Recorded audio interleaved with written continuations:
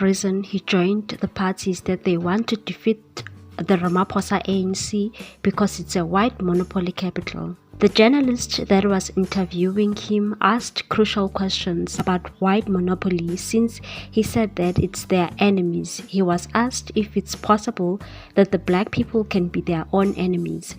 Since ANC has been in power for 30 years and nothing much has changed for black people, he responded and said that the black people don't own the means of production, but the ruling class is the one that owns the means of production.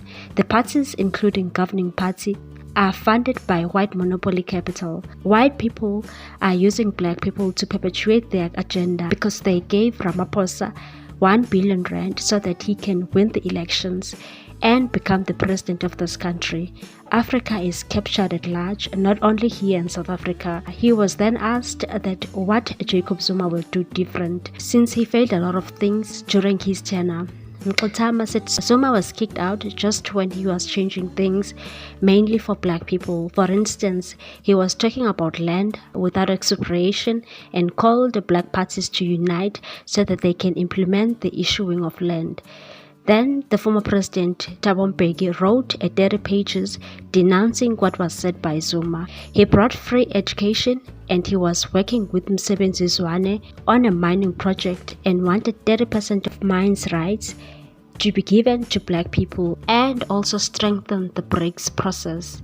It angered the likes of Rupert and Robin Ronway. That is why he was removed as the president of this country. He was radically transforming the economy of this country. He also made a deal with Zuma of radical transformation, which includes land expropriation, mining charter so that blacks can benefit from the economy and free education. He further said that they are only supporting the radical transformation agenda.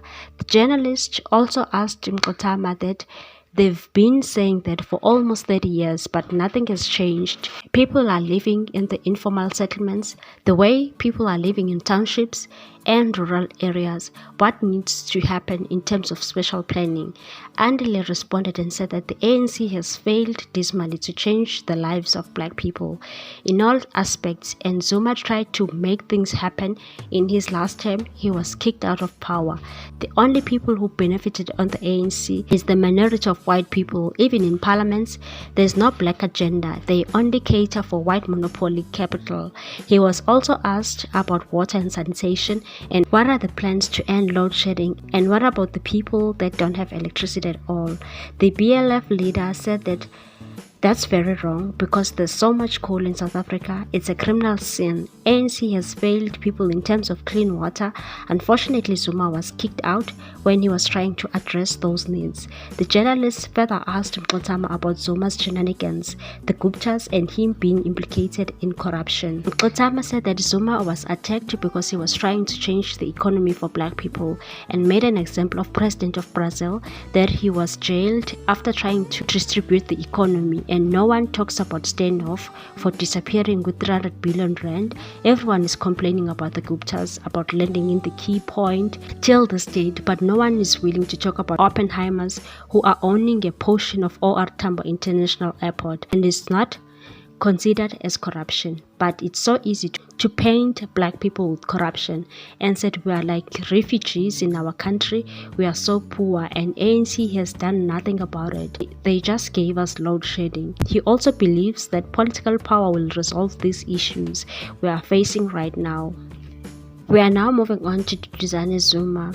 Duduzane Zuma has divided the MK party as it searches for the lead candidate. Who Jacob Zuma should support to lead the party after this year's elections is at the center of the brewing tensions, and this is according to the insiders who are the main force behind the formation of Umkhonto weSizwe. One source told the Sunday World that, judging by the overwhelming numbers of the supporters we are receiving, there's a real chance we will be part of the government, especially in KwaZulu-Natal and Gauteng. The mistake we made was to put all our hopes in one individual, Nxamalala, to lead us.